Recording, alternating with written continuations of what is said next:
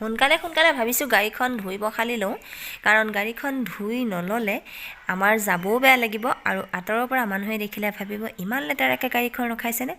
আৰু আপোনালোকে চাগে ভাবিছে গাড়ীখন কেলৈ ধুই পখালি লয়, মানে আমি এফালে গৈ আছোঁ মানে ক'ত জানেনে, অসমত মানে খলকনি লগোৱা এটা ভেলাঘৰ চাবলৈ। আৰু সেই ভেলাঘৰটো ক'ত আছে মানে আপোনালোকক গৈ পেলাই দেখাম, আৰু যি পাৰোঁ আৰু আপোনালোকক দেখাবলৈ চেষ্টা কৰিম। মানে আমাৰ ওচৰতে হয়, সেইকাৰণে যাব ওলাইছোঁ। তেতিয়াহ'লে ব'লক, বেছি দেৰি নকৰোঁ।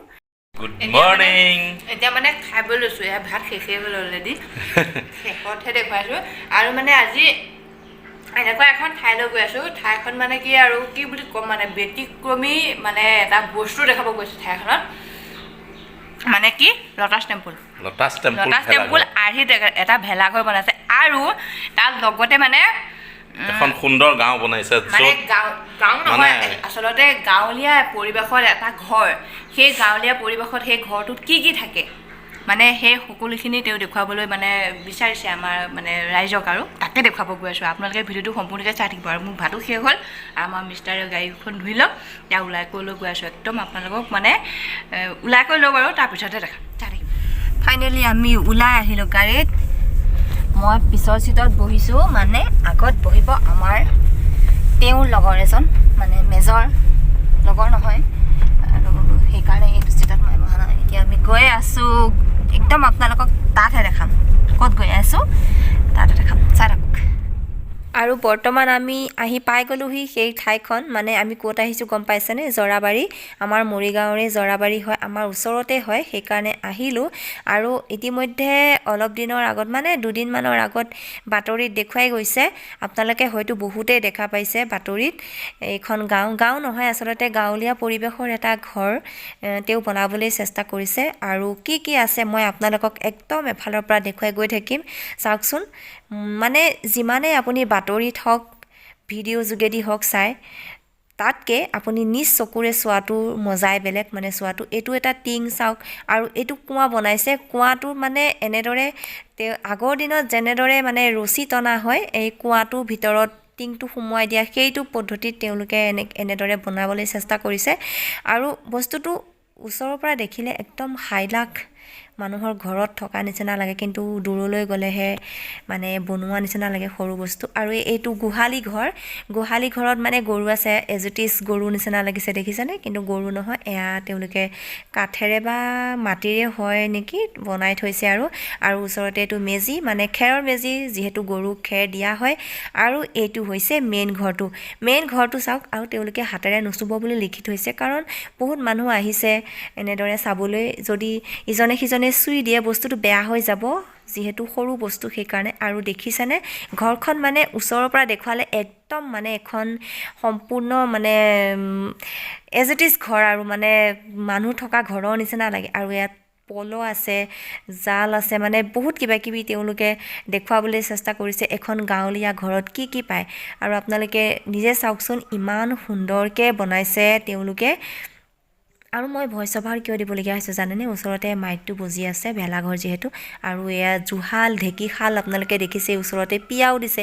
আৰু ইফালে এইটো কেটলি দেখিছেনে, আগৰ দিনত মানে এনেদৰে কেটলি এটা ওলমাই থৈ দিয়ে, ময়ো দেখিছিলোঁ আগতে আমাৰ ককাহঁত থাকোঁতে, সেই তেনেদৰে তেওঁলোকেও বনাই দিছে। আৰু এইখন চাওক, এখন তাঁতৰ শালত গামোচা বোৱা হৈ আছে। চিন্তা কৰক, ইমান অকণমানিকা এখন তাঁতৰ শালত কাপোৰ লগাই থৈছে, কাপোৰখন কিন্তু বোৱা হৈ আছে। ইমানেই সুন্দৰ লাগিছে দেখি, চাওকচোন আঁতৰৰ পৰা দেখুৱাওঁতে কিমান অকণমানিকা।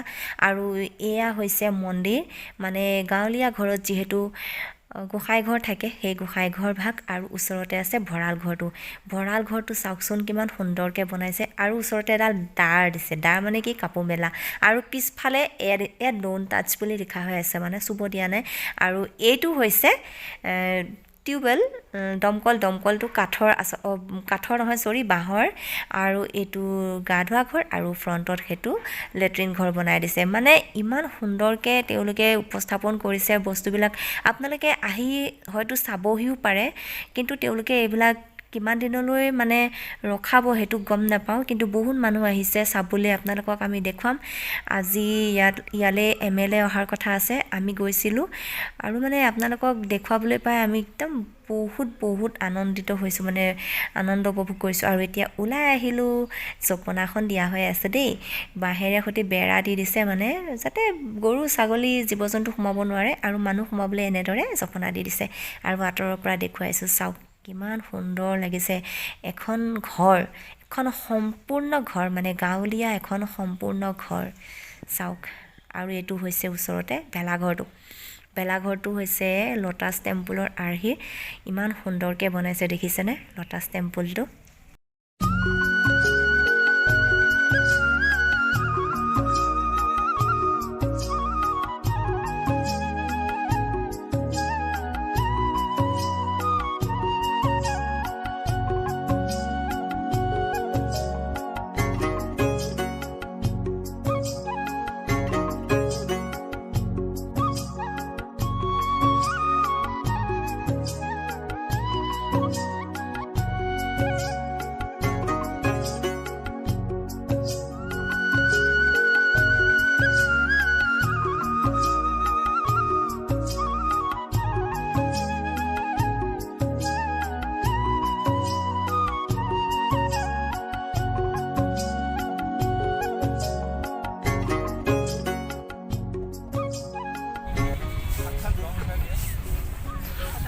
লটাছ টেম্পুল এবাৰ ভিতৰত সোমাই চাওঁ, আহি যোৱা।